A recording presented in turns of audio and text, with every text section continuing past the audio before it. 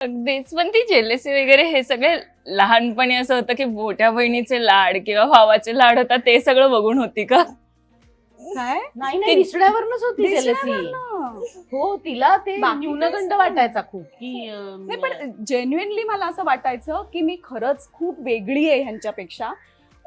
कारण येणारे जाणारे पण ना असं म्हणायचे की हिला काय गवतावर घेतलंय का तुम्ही, किंवा किंवा काही जण तर मला काळुंद्री वगैरे असंही म्हटलेलं आहे. तर ते थोडंसं असं हर्ट होणार आहे, कारण त्या वयामध्ये आपल्याला एक हो. कॉन्फिडन्स जो हवा असतो तोच मिळत नाही, आणि शिवाय विरुद्ध बोललं जातं आपल्याबद्दल. त्याच्यामुळे ते कोणाच्याही बाबतीत होऊ शकतं. येस, पण हे सगळं जेव्हा समजत जातं ना, तेव्हा एक मोठ्या बहिणीची साथ कशी लाभली? म्हणजे तू कशा पद्धतीने ते सगळ्या तिच्या भावना समजून घेतल्या आणि ती आता या गोष्टीत अडकली, आपण तिला यातनं सपोर्ट करत बाहेर काढलं पाहिजे. नाही, आम्ही नाही केलं हे काम. आईनी. हे काम आईने केलं.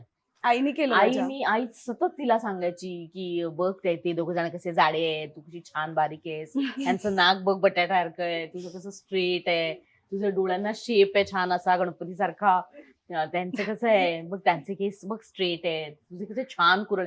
इतके कम्पॅरिझन सांगितले ना तिने. नाही, आणि आणखीन एक गोष्ट आईने मला सांगितली की मी म्हणते मलाच एकटीला चष्मा आहे, हा दोघांनाही चष्मा नाहीये, त्यांचे डोळे एकदम हेल्दी आहेत. तर माझंच असं झालं, पण ते सुद्धा ऍक्सिडेंटली झालं होतं. हा. कारण माझा एक धाकटा भाऊ होता, तो अगदी छोटा होता तेव्हा, चुलत भाऊ. तो खेळायला आला होता आणि माझ्या डोळ्यात काठी गेली होती. तेव्हा माझा असा अँग्री रेड कलर येईल ना असा डोळा झाला होता, आणि त्याचं प्रेशर दुसऱ्या डोळ्यावरती येऊन दोन्ही विजन माझं वीक झालं होतं. आणि मग ते लेट झालं डॉक्टरांकडे जायला, कारण घरात कोणाला तसा चष्मा नाही ना एवढ्या लहानपणी. त्यामुळे आईला पण अशी काही कल्पना नाही आणि की हिने पण खूप उशिराने सांगितलं की मला फळ्यावरचं दिसत नाहीये नीट म्हणून. हा. तर चष्म्याचा माझा नंबर तो नंतर वाढतच गेला.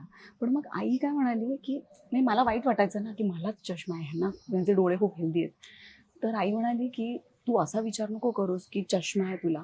जे आंधळी मुलं आहेत त्यांचा विचार कर, की त्यांना बिचारांना अजिबातच दिसत नाही, तुला निदान चष्मा लावून तरी दिसतंय. पण तर तसं हे खरं आहे. माझ्या आई वडिलांनी दोघांनीही आम्हाला नेहमी असंच सांगितलं की कंपॅरिझन जर करायची असेल ना तर आपल्यापेक्षा खालच्या लोकांबरोबर करायची, की ज्यांनी आपल्याला त्रास नाही होत. की ह्यांच्यापेक्षा आपल्याकडे जास्तच आहे ना, मग आपण आनंदीच राहतो जास्त. सो मला ही शिकवण आहे बाबांची आणि आईची.